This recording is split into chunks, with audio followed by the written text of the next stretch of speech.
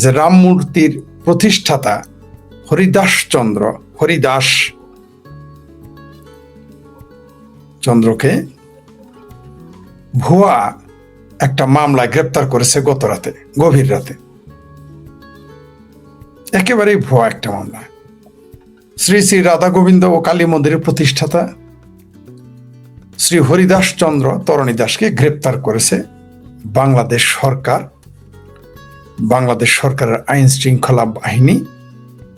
তার বিরুদ্ধে অভিযোগ, তিনি 9 কোটির বেশি টাকা হুন্ডি করেছেন। 9 কোটির বেশি টাকা তিনি মানি লন্ডারিং করেছেন। এই কারণে তাকে গ্রেপ্তার করা হয়েছে। আমাদের খাঁটি বাংলা একটা প্রবাদ আছে, বলে যে সে গল্পটা যে এক হরিণ ভাটিতে পানি খাচ্ছিল, ঝর্ণার ভাটিতে, বাঘ ছিল উপরে।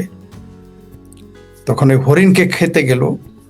হরিণ বলল, তুই জল ঘোলা করছস কেন? তাই তোরে আমি খাবো। তো বলল যে, সিংহ মহারাজ, আমি তো ভাটিতে, আপনি তো জানে আমি কিভাবে জল ঘোলা করলাম। তো এইবার করস নাই, এর আগে তোর বাপ জল ঘোলা করছিল, তাই তোকে খাবো। মানে খাওয়ার আগে একটা অজুহাত তো দেখাইতে হবে, তুই জল ঘোলা করস নাই, তোর বাপে করেছে। তো এই হরিদাস, তার পূর্ণ নামটা এক এক সময় এক একভাবে বলে, কারণ সাধারণ নিম্নবর্ণের হিন্দু তো, তাই তার নাম একটু সবাই পূর্ণ নাম নিতে একটু লজ্জা পায়। এমনকি হিন্দুরাও, মুসলমানরা তো নিবেই না, পারলে তো তারা নামটা পাল্টাই ফেলত। তার প্রকৃত নাম হচ্ছে শ্রী হরিদাস চন্দ্র তরণী দাস। শ্রী হরিদাস চন্দ্র তরণী দাস। তার বিরুদ্ধে অভিযোগ হলো তিনি মানি লন্ডারিং করেছেন। এত টাকা কোথায় পেলেন? আচ্ছা, একটা লোক যদি দুর্নীতিবাজ হয়, সে তো টাকা মেরে সুইজারল্যান্ডে চলে যাবে, সুইস ব্যাংকে রাখবে, নিতেন পক্ষে ভারতে রাখবে। যেহেতু হিন্দু মানুষ, আপনাদের ধারণা হিন্দু মানুষ হলে সব টাকা ভারতে রাখে।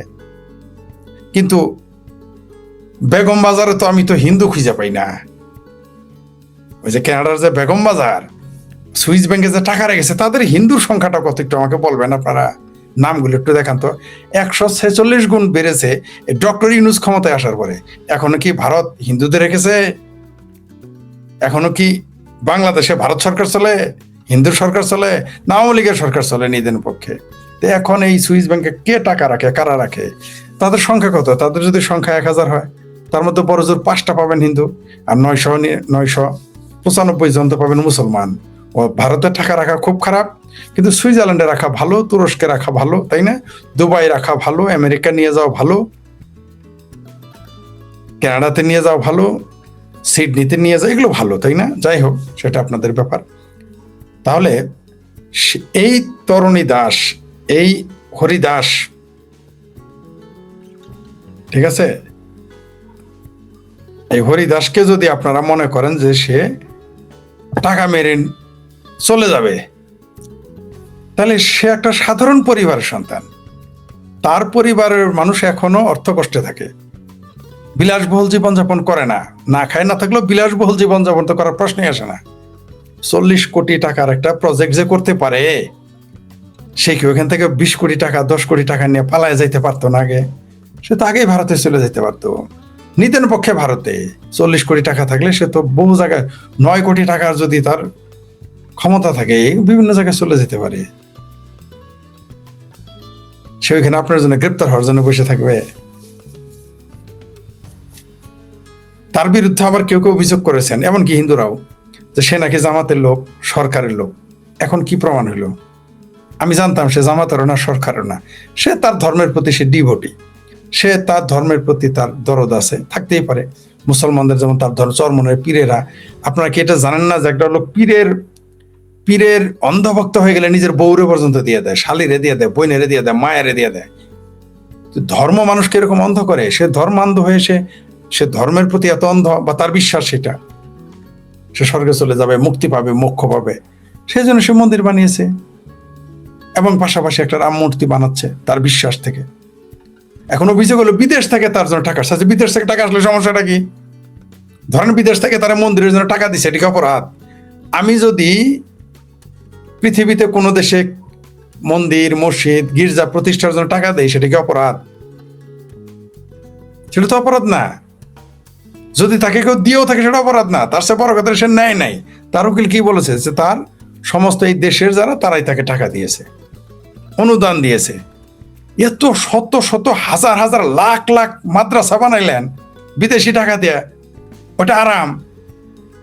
আর এই হরিদাস চন্দ্র, তরণী দাস, সে বাংলাদেশের হিন্দুদের কাছ থেকে টাকা, এখানে যে মুসলমানের টাকা নেই তাকে আপনি বুঝলেন। এখানে যদি 5,000 লোক অনুদান দিয়ে থাকে, এর মধ্যে অন্তত 100 লোকের অনুদান আছে, তারা মুসলমান। আপনি মনে করেন খালি ওই হিন্দুরাই খালি মসজিদ বানায়?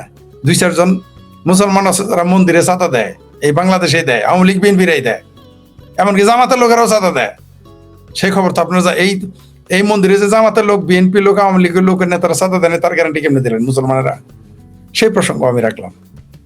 তরণী দাস বিরাট পাপ করে ফেলছে, এই হরিদাস বিরাট পাপ করে ফেলছে, কারণ সে নিম্নবর্গের হিন্দু, তারপরে আবার কম শিক্ষিত, নামমাত্র শিক্ষিত। তার জন্য তার বিরাট অপরাধ হয়ে গেছে কিছু কিছু হিন্দুদের চোখে। আবার যারা নেতৃত্ব দেয় হিন্দুদের মধ্যে, তাদের তো বুকে আরো বড় জ্বালা।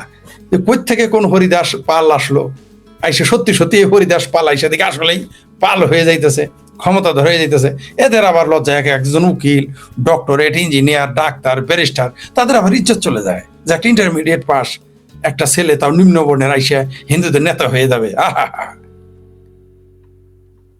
কিন্তু মুসলমানদের উষ্টা খাইতে সমস্যা নাই, তাদের থাবড়া খাইতে সমস্যা নেই।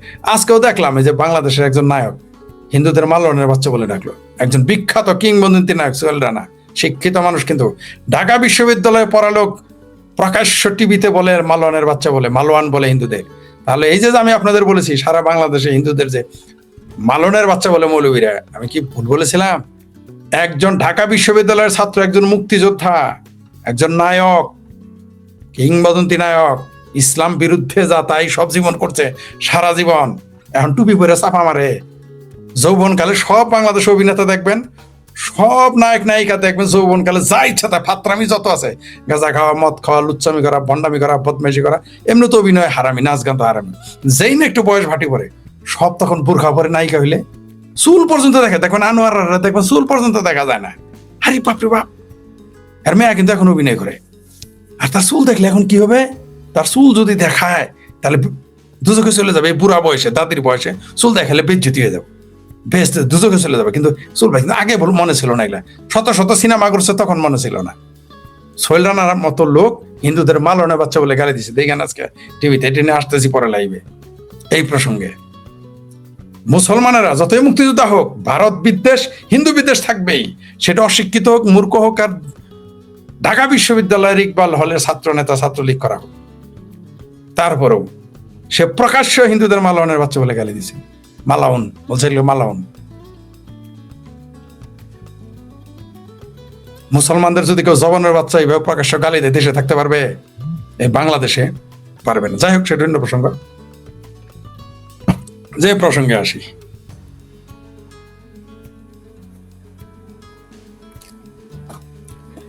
এই হরিদাসকে গ্রেপ্তার করলো মধ্যরাতে, মানে গভীর রাতে। সে কিন্তু একটা কথা বলেছে যে 10টা খুন করলো এইভাবে পুলিশ ধরে না। এই কথাটা কিন্তু সে বলছে। বলা পরে কি করলো, সাংবাদিকেরা যখন তাকে জিজ্ঞেস করলো, কথাই বলতে দিল না, পুলিশ তাকে থামিয়ে দিল। এই চুপ চুপ চুপ, কথা বলবি না, এগুলো বলতেছে। জঙ্গিরা যখন সাংবাদিকদের সাথে কথা বলে, ঠেকায় না কেন? হরিদাস চন্দ্র কি হরিদাস কি জঙ্গি? ও যদি পালায় যাইতো, ভারতে পালায় যাওয়া খুব কঠিন কাজ, সে তো আগেও পালায় যেতে পারতো। সে তো 2024 আগস্টের আগেও পালায় যেতে পারতো। এখনো তো মানুষ পালায় যাইতেছে, যায় না? বাংলাদেশের 1 থেকে 1.5 কোটি মুসলমান পালায় গিয়ে ভারতে গিয়ে কাজকর্ম করে খায়। এই হরিদাস চন্দ্র এখান থেকে 10-20 কোটি টাকা নিয়ে চলে যেতে পারতো না? কিন্তু সহ্য হইতেছে না। বাংলাদেশের এই জঙ্গিবাদী, মৌলবাদী, হেফাজতি, জামাতি, চামরানাই পীর, বিক্রমপুরীরা এমন চাপ সৃষ্টি করেছে যে বাংলাদেশ সরকার তাকে অ্যারেস্ট করছে। কারণ সরকারও তো জঙ্গিবাদী রাষ্ট্রদের কাঁধে চড়ে আসছে, তাদের নিতে হবে। কি দোষ তার? 9 কোটি টাকা সে হুন্ডি করেছে। মোতালেব প্লাজায় কত কোটি টাকা প্রতিদিন হুন্ডি হয়? নাম শত বললাম, মোতালেব প্লাজা। কত কোটি টাকা প্রতিদিন, প্রতি ঘন্টায় কত কোটি টাকা হুন্ডি হয়? নবাবপুর মার্কেটে প্রতিদিন কত কোটি টাকা হুন্ডি হয়? বলেন তো দেখি, বুকে হাত দিয়ে বলেন। আর অন্যান্য বাদ দিলাম, বাংলাদেশ থেকে টাকা হুন্ডি কারা করে না? টাকা হুন্ডিতে জামাত আওয়ামী লীগের আমলেই ফার্স্টে ছিল। এই জামাতে ইসলামের লোকেরা এই হুন্ডি ব্যবসায় ফার্স্ট। এখন তাহলে কি তারা হুন্ডির ব্যবসা, এই যে বাংলাদেশের থেকে যে লাখ লাখ লোক যায় চিকিৎসা করতে, লাখ লাখ, একজন কি টাকা হাতে করে নিয়ে যায়? সব তো হুন্ডি করে নিয়ে যায়। অ্যারেস্ট করেন না কেন? সরকার চাইলে আপনাকে যে কোনো অজুহাতে গ্রেপ্তার করতে পারে। প্রয়োজনে বলবে তুই ভাটিতে আসছ, তাতে কি তোর বাপ জল ঘোলা করেছিল একদিন উজানে থেকে, তাই তরে খাম। সরকার চাইলে যে কোনো অজুহাত দিতে পারে। মুসলমানদের তো অজুহাতের অভাবই নাই। মানে ওই গল্পের সিংহের চাইতে, বাঘের চাইতে, উজানে থাকা বাঘ সিংহের চাইতে মুসলমানদের অজুহাত বেশি। অজুহাতের অভাব নাই। একটা রাম, এই যে মানুষ না বলে, মুসলমানরা না বলে মূর্তির কোনো ক্ষমতা নাই। আমি তো দেখলাম এই প্রথম, আমিও জানি, আমিও বিশ্বাস করি যে পাথরের মূর্তি হোক আর মাটির মূর্তি হোক, কোনো ক্ষমতা নেই। অবশ্য স্বর্ণের মূর্তির ক্ষমতা আছে। কারণ স্বর্ণের মূর্তি যদি হয়, তাহলে আরবরা যখন আসছিল ভারতে, স্বর্ণের মূর্তিগুলো কিন্তু নিয়ে চলে গেছিল, মাটির মূর্তিগুলো ভেঙে গেছে। ইসলামী ইতিহাসের ছাত্র সবাই জানে। কারণ স্বর্ণের মূর্তি কেন নিয়ে গেছে? ওগুলো পিকালকে বেচা যায়, ব্যবসা করা যায়, ওটা তো মূল্য আছে। মাটির মূর্তিগুলো ভেঙে চলে গেছে, নিয়ে যায়নি। আপনি বাংলাদেশে এখনো রাখেন স্বর্ণের মূর্তিগুলো, চুরি করবে, ডাকাতি করবে, ভাঙবে না। মাটির বলে ভাঙে, পাথরের বলে ভাঙে। আমি আপনাদের হিন্দুদের একটা পরামর্শ দিই, স্বর্ণের মূর্তি স্বর্ণের বানান, স্বর্ণটা থেকে যাবে। প্রতীকীভাবে বিসর্জন দিবেন নদীতে, আবার তুলে এনে রেখে দিবেন, দেখবেন তাহলে এটা কাজে কাটবে। আমার ধারণা এটা করা উচিত। এটা করলে আরো ভালো হবে। স্বর্ণের মূর্তি বানালে, দুর্গার মূর্তি বানাবেন স্বর্ণের, গণেশের মূর্তি বানাবেন স্বর্ণের, তাহলে কি হবে? ওটা থেকেও যাবে সারা জীবন। প্রত্যেকে বিসর্জন দিয়ে আবার নিয়ে এসে করবেন। এটা আপনাদের একটা ভালো বুদ্ধি দিলাম। আমি কিন্তু প্রথম দিলাম, পরে আবার শুরু করে বললেন আমাকে বলছে, তোমাকে বলছে। যেমন মহাভারত ব্যাংক তৈরি করার বুদ্ধি আমি প্রথম দিয়েছি, আর পরে বানানোর পরে বললেন না যে অমুক জনে দিয়েছিল, স্বপ্ন দেখছিলাম, দাদাই দেখছিল, ভুলে গেছিল। যাই হোক, প্রকাশ্য অন্তত আমি বলেছি, মনে মনে কেউ বলতেই পারেন, ভাবতে পারেন। যেটা বলতেছিলাম, কেন হরিশচন্দ্রকে গ্রেপ্তার করা হলো? 9 কোটি টাকা হুন্ডি করেছে, যদিও প্রমাণ হয় না এখনো। সবচেয়ে মজার বিষয়, তার বিরুদ্ধে এর আগে যে মামলা হয়েছিল, সেই ব্যক্তি একাই 350 মামলা করছে। আচ্ছা, আপনারা আমাকে এখন বলেন, পৃথিবীতে কোন ব্যক্তি 350 মামলা করে? টাউট বাটপার ছাড়া আর ভুয়া মামলা ছাড়া সম্ভব এটা? পৃথিবীর কোন ব্যক্তি 3টা মামলা করতে পারতে, 5টা পারে, 10টা পারে, 20টা পারে। একটা লোকের এত মামলা কেন করতে হবে?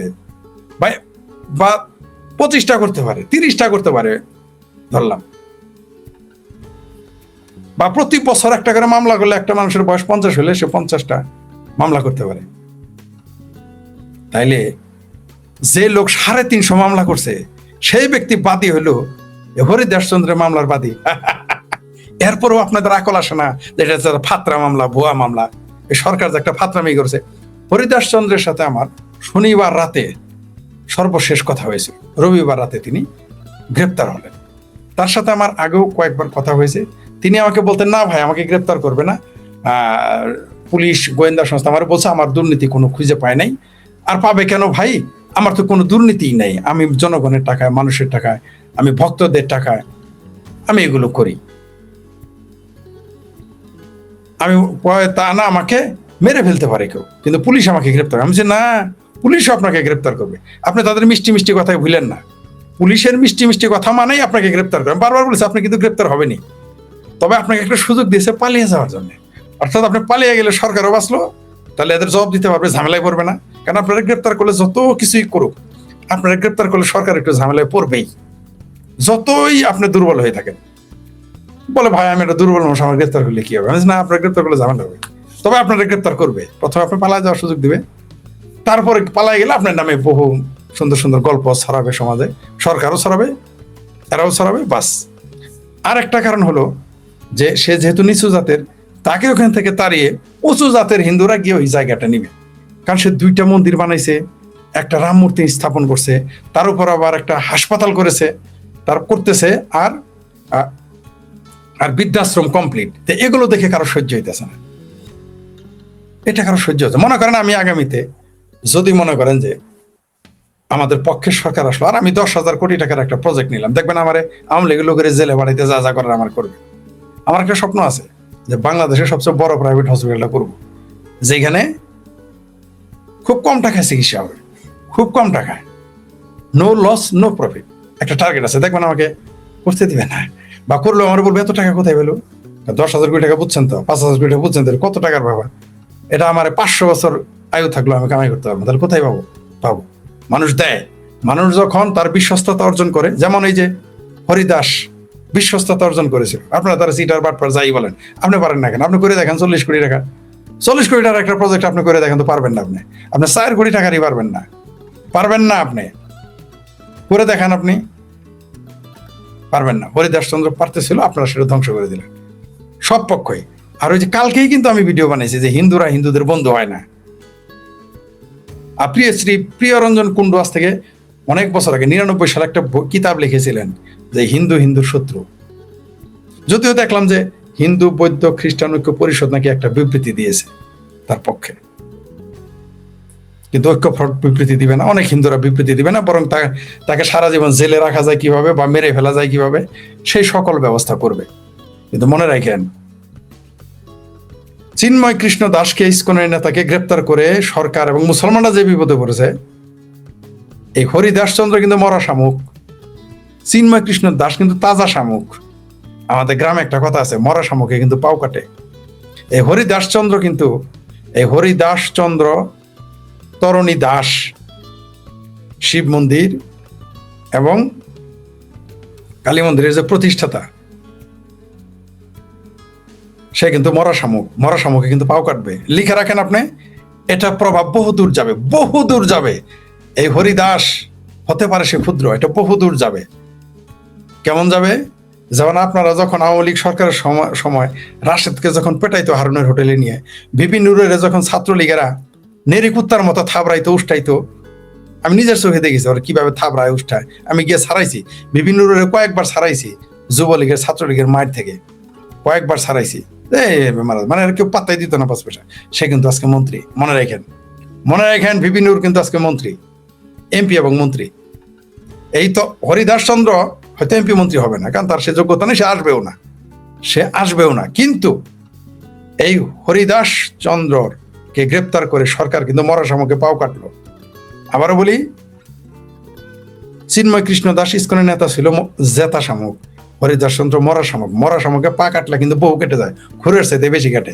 এই সরকার কিন্তু বিপদে পড়বে, মুসলমানেরাও বাংলাদেশের বিপদে পড়ে। এই জঙ্গি মুসলমানেরা, এই হেফাজতি মুসলমানেরা, পেয়ারা পাকিস্তানের মুসলমানেরা একটা মূর্তি দেখে ভয় পেয়ে গেছে। মূর্তি নাকি কোনো ক্ষমতা নাই, কিন্তু আমরা তো দেখলাম অনেক ক্ষমতা। একটা মূর্তির যে কত ক্ষমতা, এই হরিদাস চন্দ্রের মূর্তি নির্মাণ দেখে আমরা বুঝলাম।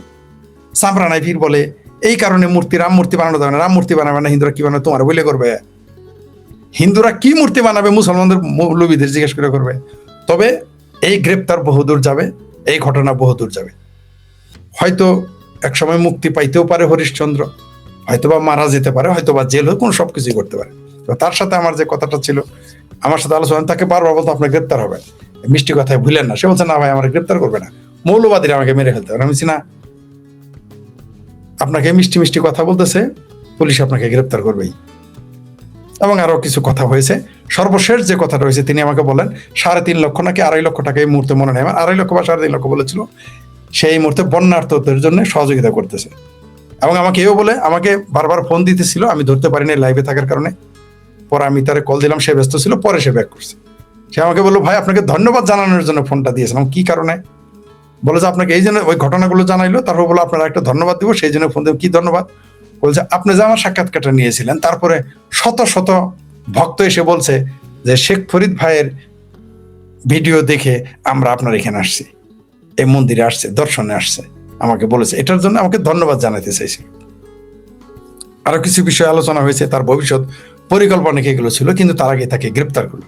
আমি তার যেগুলো সামাজিক কর্ম, যেমন যেমন বৃদ্ধাশ্রম, তারপর হসপিটাল নির্মাণ, এগুলো তাকে আমি অ্যাপ্রিসিয়েট করছি। আপনি বললেন এগিয়ে যান, আপনি বহু মানুষ আপনার সাথে থাকবে। কিন্তু অঙ্কুরেই বিনষ্ট করলো। কারা করলো? মুসলিম জঙ্গিবাদীরা। এরা না কিছু করবে, না করতে দিবে। আর যারা উচ্চ দরের একটু ব্রাহ্মণ্যবাদী, তারা চিন্তা করছে শালা এত ছোট লোক এসে এত বড় কিছু করলো, এটা কি মানা যায়?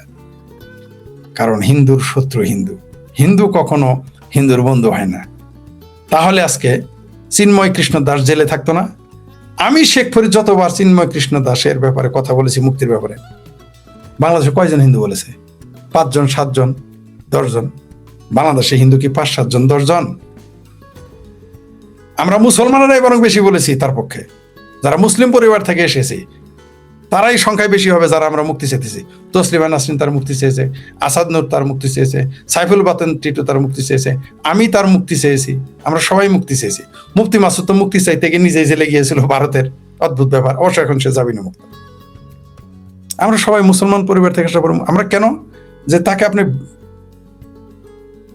পরিকল্পিতভাবে উদ্দেশ্য প্রণোদিতভাবে গ্রেপ্তার করছেন, এটা মেনে নেওয়া যায় না। হরিদাস চন্দ্র হচ্ছে বলির পাঠা হয়ে গেল। একদিকে মুসলিম জঙ্গিবাদের, বাংলাদেশ সরকারের, মানে এরা এমন বলতেছে যে এটা মানে রাম মূর্তি নির্মাণ করছে তাতে নাকি রংপুর চলে গেছে। কত বড় বেকুব, কত বড় বেকুব বলে চিন্তা ভাবনা করে। একটা রাম মূর্তি, তাহলে বোঝা গেল যে মূর্তির শক্তি আছে।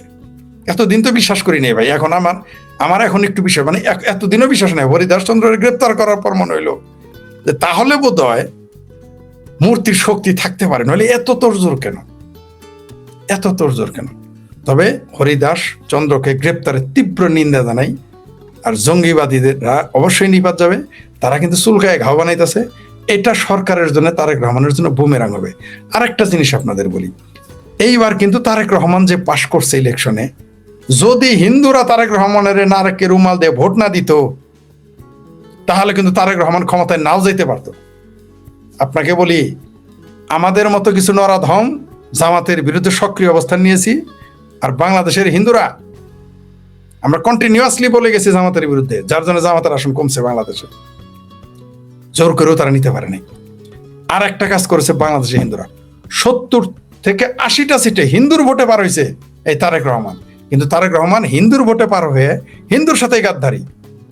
বললাম তো 70 থেকে 80টা সিটে, 70 থেকে 80টা সিটে বিজয় নির্ধারণ করে দিয়েছে হিন্দু ভোট। হিন্দুরা ভোট দিয়েছে, আপনি জানেন আওয়ামী লীগের ভোট দেয় নাই। আওয়ামী লীগের হয়তো 5-10% গিয়েছিল ভোট দিতে, 5%। সব হিন্দুরা কিন্তু ভোট দিয়েছে। এই হিন্দুরা ভোট দেওয়ার কারণে কিন্তু জামাত বিরোধী দলে, নাহলে কিন্তু জামাত সরকারি দলে থাকতো, হিন্দু যদি ভোট দিতে না যাইতো। স্পষ্ট করে বলে দিলাম। কিন্তু তারেক রহমান কি করলো, বিএনপি সরকার কি করলো, হিন্দুদের বিরুদ্ধে বিরোধিতা করা শুরু করলো। অদ্ভুত ব্যাপার।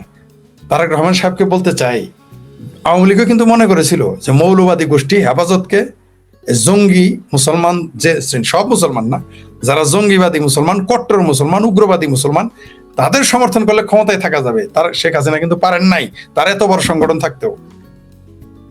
পেরেছিলেন কি? তারাই কিন্তু তাকে উচ্ছেদ করেছে। শেখ হাসিনাকে উচ্ছেদ করেছে কারা? এই উগ্রবাদী মুসলমানেরাই।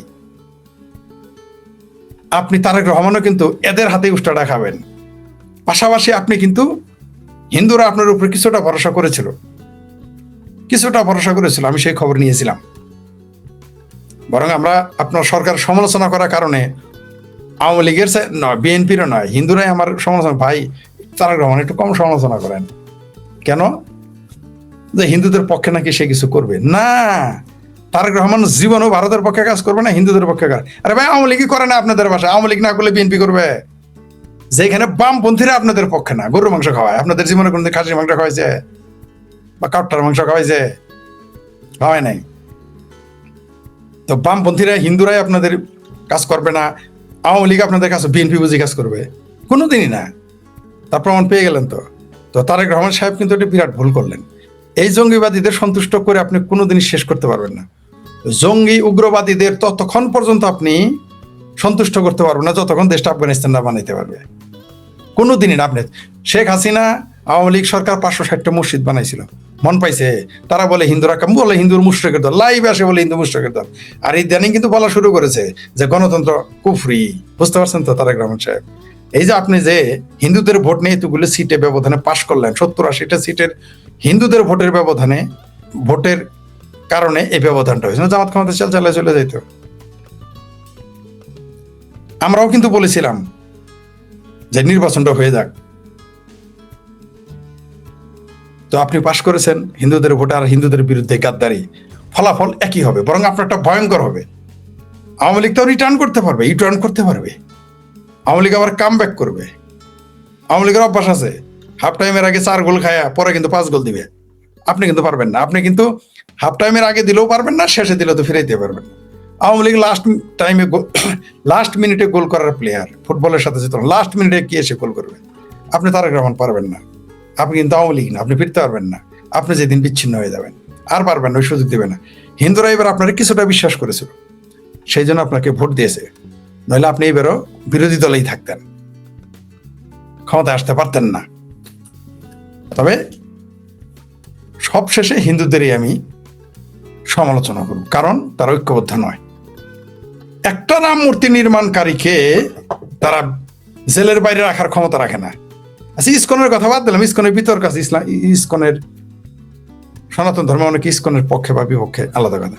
রাম তাদের ধর্ম, রাম তাদের ভগবান রাম, এই ব্যাপারে তো কারো পরমেশ্বর সম্পর্কে তো তাদের কারো বিতর্ক নাই, যে তারা পূজা করুক কেউ না করুক, তারা ভগবান রামকে মানে। একজন হিন্দুকে রাখতে পারলো, তারা জেলের বাইরে রাখতে পারে, শেষে গেলই, আর রাখতে পারলো না। এবং প্রতিবাদ দেখেন নাই, কোনো প্রতিবাদ নেই। হিন্দুর শত্রু আসলে হিন্দুর কখনো হিন্দুর বন্ধু নেই, তার জন্য হরিদাস চন্দ্র গেছে। আর হরিদাস চন্দ্র যদি কোনোদিন আমরা মুক্ত করতে পারি, সেটা আমাদের যারা মুসলমান পরিবার থেকে আসছে তারাই যদি বের করতে, আপনাদের মুরদে কোলাবে না, আমরা তাকে বের করবো, কথা দিলাম আপনাদের। আপনারা পারবেন না আমরা জানি, আমরা হরিদাস চন্দ্রকে বের করবোই আমরা, আপনারা পারবেন না আমি জানি। আপনারা যাবেন তেল মারতে, নিজের পোলার ব্যবসা, চাকরি ব্যবসা ঠিক আছে কিনা, মেয়ের জামাইয়ের চাকরি ঠিক আছে কিনা, মেয়ের ভালো বিয়ে হয়েছে কিনা, আর নিজের একতলা ফাউন্ডেশন 2 তলা হয়েছে কিনা, 2 তলা ফাউন্ডেশন 3 তলা হয়েছে কিনা, 3 তলা থাকলে আরেকটা জমি কিনছেন কিনা, এই চিন্তায় আছেন আপনারা। তো মনে রাখেন, যতক্ষণ আপনি রাজনৈতিক ক্ষমতা অর্জন না করতে পারবেন, আপনি টিকতেই পারবেন না। আপনাকে চতুর্থ শ্রেণীর মানুষ হয়ে আপনাকে বসবাস করতে হবে, নাগরিক হয়ে। হরিদাস চন্দ্রকে যদি আপনারা দ্রুত মুক্ত করতে না পারেন, তাহলে আপনাদের কপালে আরো শনি আছে, আরো বহু শনি আছে, বলে দিলাম। গ্রেপ্তার করতে দেওয়ার মধ্যে শনিটাই কানছেন, আর ফিরাইতে যদি তাকে না পারেন আপনারা দ্রুত, যদি আমাদের করতে হয়, তাহলে আপনাদের কপালে কিন্তু খুব ভালো আছে বলে আমার মনে হয় না আপনাদের। যাই হোক, আমার একটা লাইভ আছে রায়ান জুয়েলের, ওখানে দেরি করে ফেলছি মনে হয়, এখানে হ্যাঁ জি একজন লিখেছেন সিলেটলি রাইট, শুভেচ্ছা। জি ঠিকই বলেছেন, বিক্রি হয়ে গেছে এরা, ঠিকই বলেছেন।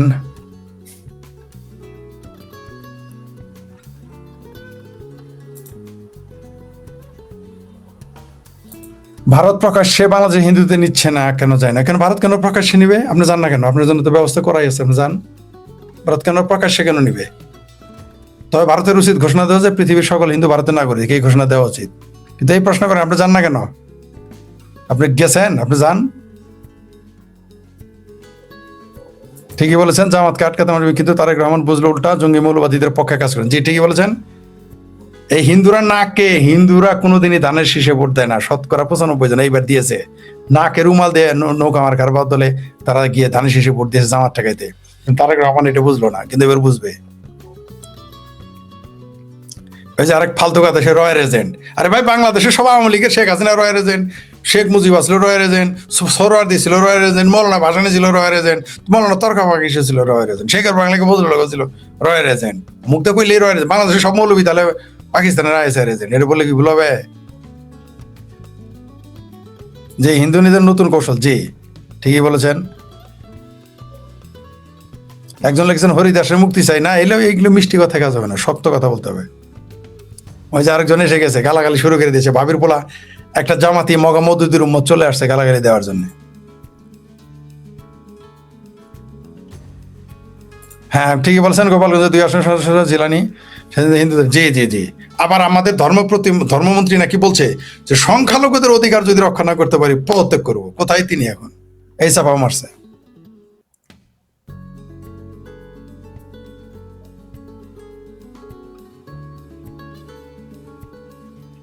হ্যাঁ ঠিকই বলছেন, উগ্রতার চাপে হিন্দু শূন্য হবেই।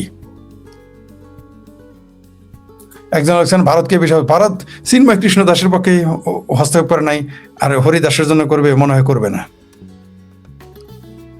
যে একজন বলছেন বিএনপিকে ভালো মনে ছিলাম, ভাবলাম শুধরায়, কিন্তু তারা শুধরায়নি। শুধরাবে কেন? কয়লা ধুলে তো ময়লা যায় না, তারা কখনোই শুধরাবে না। আপনি ঠিকই বলেছেন, কোনো সরকারের আমলে হিন্দু নিরাপদ না। জি ঠিকই বলেছেন, ওটা তো আমি বলেছি যে আমিও যদি কোনোদিন বিমন্ত্রী, আমিও হিন্দুদের রক্ষা করতে পারবো না। কারণ এই বাংলাদেশে সামাজিকভাবে এমন কিছু পয়দা করা হয়েছে যাতে বাংলাদেশের সংখ্যালঘুরা থাকতে না পারে, সেই ব্যবস্থা আয়োজন তারা করে রেখেছে।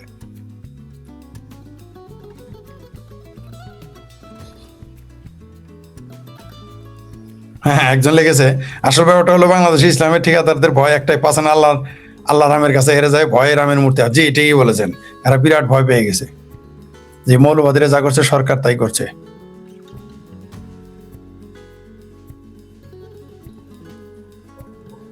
এই যে একজন বলেছে, দেখেন চলে এসেছে আমার ভাবির পোলা, কি বলেছে, আমাকে আমাকে তারা নাকি আল্লাহু আকবার বলে কি করবে দেখতেছেন তো। এই হলো অবস্থা, বুঝতে পারছেন? এই হলো অবস্থা বাংলাদেশের, আমাদের ভাবির পোলাদের এই হলো অবস্থা। ঠিক আছে, কি বলছে দেখছেন তো, আমার এই ভাবির পোলা কি ওয়াকারুজ্জামান নাকি কি ওয়াকারুর রহমান, ওরে বার ওয়াকার, ও ওয়াকার ওয়াকিউর রহমান নাকি পহমান নাকি কি নাম ভাবির পোলা, তাই নাকি ভাবির পোলা? আমরা চিনো আমি কে? তোমার বাপ মারে জিজ্ঞেস আমি কে? হ্যাঁ ভাবির পোলা। এত সহজ?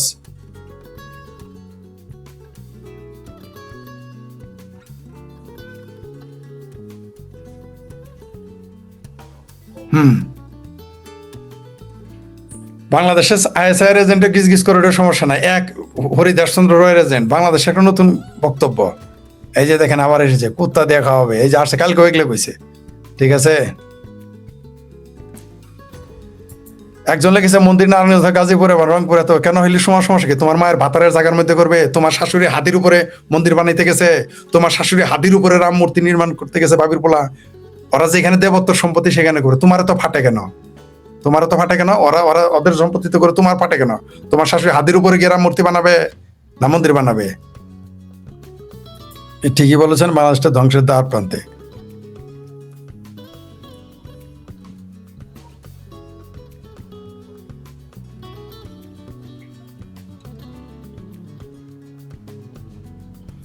এখন আমিও ভারতের দালাল হয়ে গেছি, এরা স্বপ্ন ভারতের দালাল।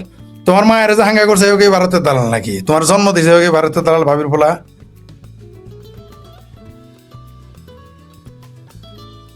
হ্যাঁ ঠিকই বলেছেন, হরিদাসকে গ্রেপ্তার করে বিশেষ বার্তা দিল, ইয়েস।